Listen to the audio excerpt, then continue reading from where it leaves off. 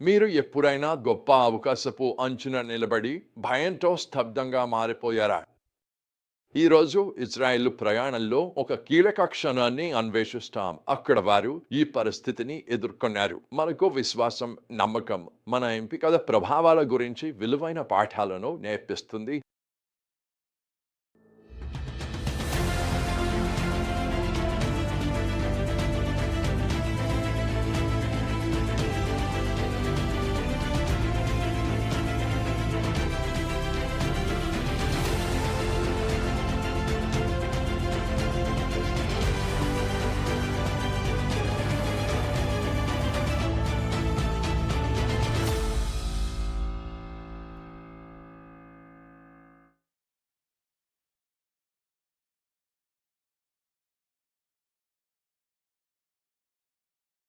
ఈరోజు మన ప్రధాన సత్యం ఇదే. దేవుడు మనలను ఫలప్రదమైన మరియు విజయవంతమైన జీవితానికి నడిపించాలనుకుంటున్నాడు. కానీ మనం ఆయనను నమ్మి విశ్వాసంతో ముందుకు సాగాలని నిర్ణయించుకోవాలి. అధికమైన అడ్డంకులు ఎదురైన మనం సంఖ్యాకాండము 13 మరియు 14, ద్వితీయోపదేశకాండము 9 మరియు కీర్తన 90 నుండి భాగాలను లోతుగా పరిశీలించబోతున్నా. ఈ శాస్త్రవచనాలు ఇశ్రాయేలు బానిసత్వం నుండి వాగ్దాన భూమికి ప్రయాణంలో కీలక మలుపు వివరిస్తాయి. ఈ కథ మోషే కనాను దేశానికి గూఢచారులను పంపినప్పుడు ఈ భూమిని దేవుడు ఇశ్రాయేలుకు ఇచ్చేందుకు వాగ్దానం చేశాడు. దేవుని యోచన ఇశ్రాయేలీలను బానిసత్వం నుండి తీయడం కాదు, వారిని సముద్రి భూమిలోకి, పాలు మరియు తేనె ప్రవహించే దేశానికి తీసుకెళ్లడం. గూఢచారులు 40 రోజుల తర్వాత తిరిగి వచ్చి మిశ్రమ నివేదిక అందించారు. వారు ఆ భూమి ఫలప్రదమైనదని ధృవీకరించారు, ద్రాక్ష గుత్తిని తెచ్చారు, దాన్ని తీసుకెళ్ల ఇద్దరు అవసరమయ్యారు. కానీ ఇక్కడే పరిస్థితి మారిపోతుంది. 10 మంది గూఢచారులు అడ్డంకులపై దృష్టి పెడతారు. వారు ఇలా అంటారు: నివసించే ప్రజలు శక్తివంతులు, నగరాలు కట్టుబడి చాలా పెద్దగా ఉన్నాయి. కేవలం యెహోషువ మరియు కాలేబ్ ఈ సవాళ్లను దాటి చూడగలిగారు. వారు ఇప్పటికే తమ తరఫున అద్భుతాలు చేసిన దేవుని చూశారు. తరువాత జరిగేది హృదయ విదారకంగా ఉంది. దేవునిపై నమ్మకం బదులుగా ప్రజలు భయాన్ని ఎంచుకుంటారు. వారు మోషే అహరోనుపై అసంతృప్తి వ్యక్తం, కొత్త నాయకుడిని ఎన్నుకుని ఐగుప్తుకు వెళ్లాలని సూచిస్తారు. దీన్ని నమ్మగలరా? విశ్వాసంతో అడుగు పెట్టడం కంటే బానిసత్వంలోకి తిరిగి వెళ్ళడానికి ఇష్టపడతారు.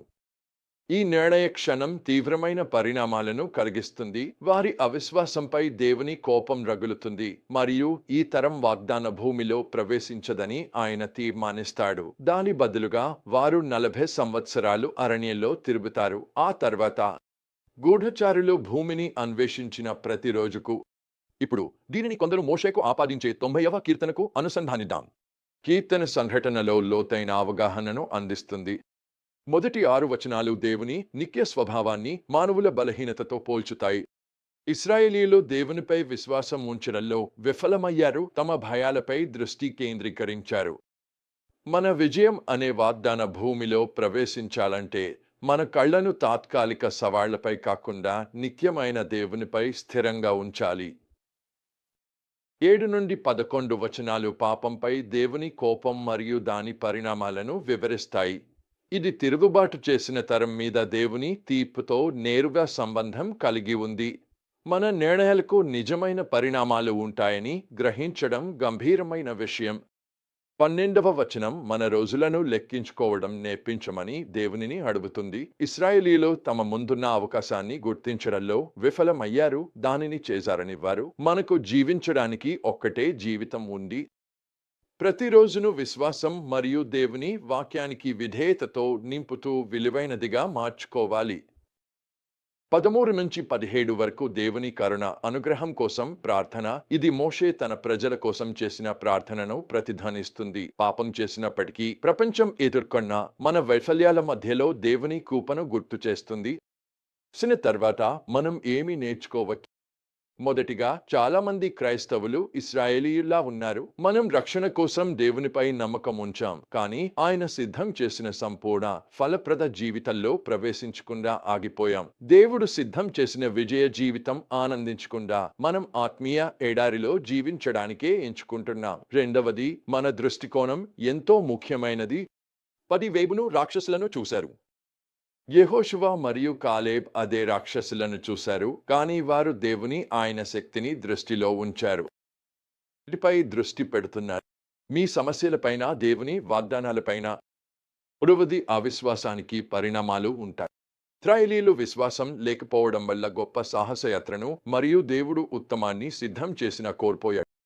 మీ జీవితంలో ఎక్కడైనా అవిశ్వాసం మిమ్మల్ని వెనక్కి తగ్గించుతోందా? నాలుగవది, మనం జ్ఞానాన్ని మరియు పశ్చాత్తాపాన్ని పెంపొందించుకోవాలి. కీర్తన 90 జ్ఞానం, పశ్చాత్తాపం మరియు దేవునిపై ఆధారపడటానికి అవసరాన్ని నొక్కి చెబుతుంది. ఇవే ఇశ్రాయేలీయులకు లోపించాయి. నేను నా జీవితంలో అత్యంత అసాధ్యమైన సవాళ్లను ఎదుర్కొన్నప్పుడు నా అత్యంత ఫలప్రదమైన సేవా కాలం వచ్చింది. ఈసారి నేను అసాధ్యమైన దాన్ని ఎదుర్కొన్నప్పుడు ఒక నిర్ణయం తీసుకోవాలి. భయలుండిపోవాలా లేదా దేవునిపై నమ్మకం ఉంచాలా? దేవుడు ఎవరో ఆయన విశ్వాసాన్ని గమనించినప్పుడు సరైన నిర్ణయం తీసుకుంటాను. కానీ అడ్డంకులు చూసి దేవుని దృష్టిలోంచి తప్పిపోతే ఘోరంగా విఫలమవుతాను. వయస్సు పెరుగుతుందో, జీవితం తేలికగా గడిచిపోతుందో అంత ఎక్కువగా గ్రహిస్తున్నాను. ఇదిగో కనుమరుగవుతుంది. నాకు ఒక్కటే జీవితం ఉంది. నేను యేసుపై దృష్టి నిలిపి ఆయన సిద్ధం చేసిన వాగ్దాన భూమిని అనుసరించాలనుకుంటున్నాను. నేను అలా చేసినప్పుడు ఏ నదినైనా దాటగలను, ప్రతి పర్వతాన్ని ఎక్కగలను, ఆయన విజయాన్ని సంపూర్ణంగా అనుభవించగలను. నేను మిమ్మల్ని సవాలు చేస్తున్నాను. మీ వాగ్దానం భూమి ఏమిటి? ఫలవంతమైన విజయానికి దేవుడు నిన్ను ఎక్కడ పిలుస్తున్నాడు? ఏదైనా కావచ్చు, కానీ గుర్తుంచుకో, నిన్ను ఐగుప్తు నుండి బయటకు తీసుకువచ్చిన దేవుడే నిన్ను ఈ రోజు కూడా తోడుగా ఉన్న దేవుడు. నీవు 10 గూఢచారుల్లా ఈ అడ్డంకుల దృష్టి పెట్టబోతున్నావా? లేదా నీవు యెహోషువ, కాలేబులా నీ కళ్ళను మూసుకుని ఉండబోతున్నావా? వాగ్దానం చేసిన దేవునిపై దృష్టి నిలిపి ఉంచుతావా? ఇది నీ నిర్ణయం. కానీ గుర్తుంచుకో, విశ్వాసం మరియు విధేయతతో నిండిన జీవితం ఫలవంతమైనదిగా, విజయవంతమైనదిగా మారుతుంది. దేవుడు నిన్ను సమృద్ధమైన జీవితానికి పిలుస్తున్నప్పుడు అరణ్యంలో అలా తిరుగుతూ ఉండిపోకూడదు.